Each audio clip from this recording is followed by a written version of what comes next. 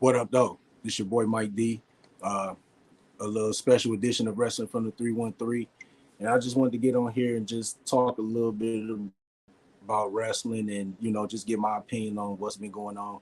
First of all, let's talk about the bloodline. Gotta say, this like the best storyline in wrestling going on right now.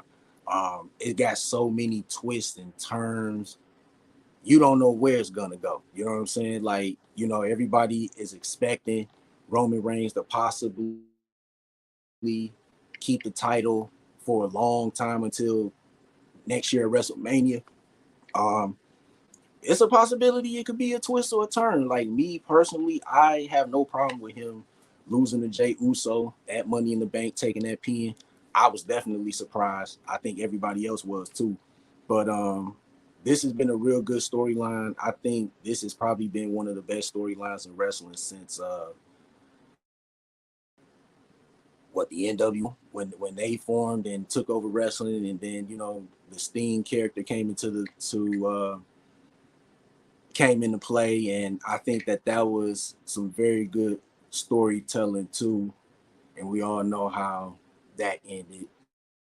Speaking of the NWO, we all know July 7th was 27 years since Hogan turned and joined the NWO or formed the NWO with Hall and Nash, and I just got to say, like, I can still remember when Scott Hall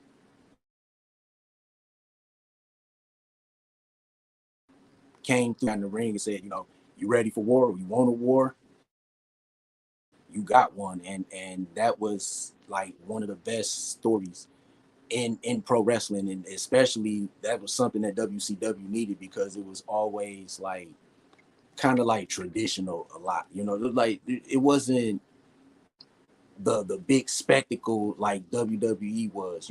They were kind of more traditional, still had that NWA blood going through them, but they still put on good wrestling. The NWO, I think the thing that killed the NWO was one, the split of the NWO Black and White and the NWO Hollywood, Wolfpack. Um, it shouldn't have happened. They shouldn't have split Hall and Nash up. I think the Wolfpack should have just been Hall, Nash, maybe Conan, maybe Scott Steiner, and they should have just been the Wolfpack, and Hogan and whoever should have just been the NWO. But it was good storytelling at that time, and it's crazy that it's been almost 30 years since that happened, and they made a big impact on pro wrestling, and you know those were good times. Now let's get back to the current stuff that's been going on. Now this whole thing about LA Knight being a ripoff, or he's copying The Rock or Stone Cold Steve Austin. Listen,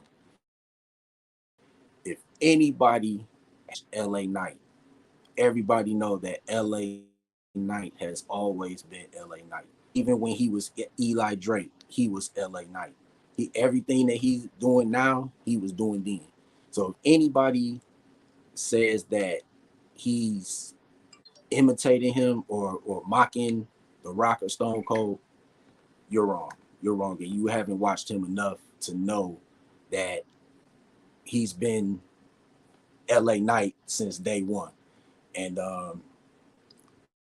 it was kind of surprising that he didn't win the Money in the Bank briefcase, but you know what?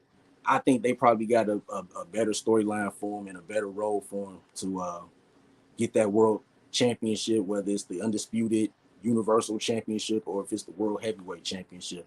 Um, I think he's about to have a nice run, and we about to see possibly a new star on the rise in WWE.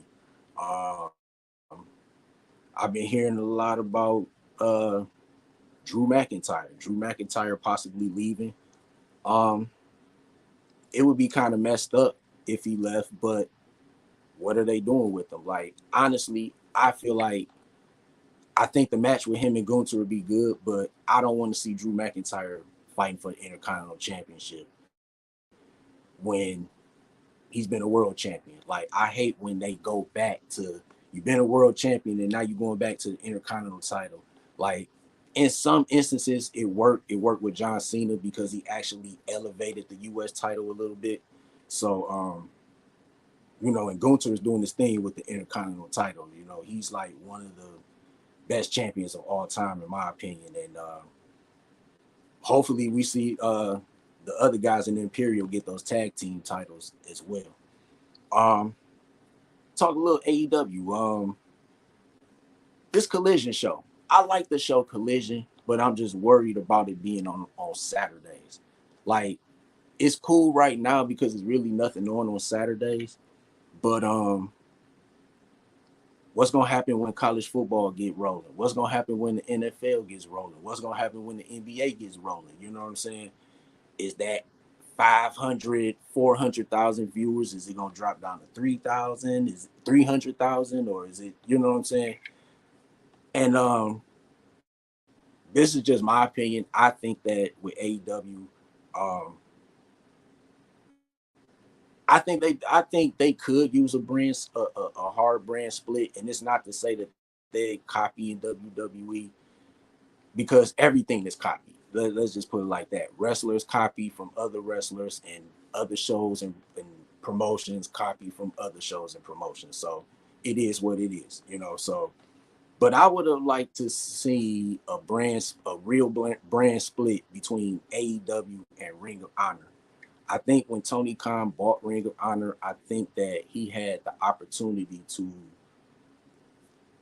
put Ring of Honor on the map. You know what I'm saying? Instead of putting the show on a streaming channel, why not put it on on Friday instead of Rampage? Rampage is more like a Sunday night heel. I feel like that was a perfect opportunity. You could put Ring of Honor right there, and then the Saturday show could just be the AEW show, or they could do a show where Ring of Honor stars and AEW stars are on there. So that's just my rant on that. But for the most part, AEW is still rolling, still putting on good matches, still, shocking us with the returns, the debuts, and who signed with who, and they're doing big things. It's going to be interesting to see what happens with this Adam Cole and MJF situation. MJF is probably going to turn on him. Of course he is. And, that's going to set up a match between those two eventually for the world title. I would like to see him be the champion. I think he deserved it. I definitely think he should have got better in WWE. The fact that they wanted, from the rumor is they wanted to make him a manager. And I just, like, in a way I could believe it, but who knows, with what really goes on behind the scenes in wrestling. But AEW is still doing big things. They got that good that show coming up in England, which I think is going to be one of the biggest show that they've ever had. And hopefully they put on some good matches and just keep things rolling. So that's all I got. I'll holler at you all soon. Make sure you check out my shorts that you see on YouTube. Make sure you go to my channel. Make sure you leave comments on this video, and make sure you subscribe. Holler at you soon. Peace.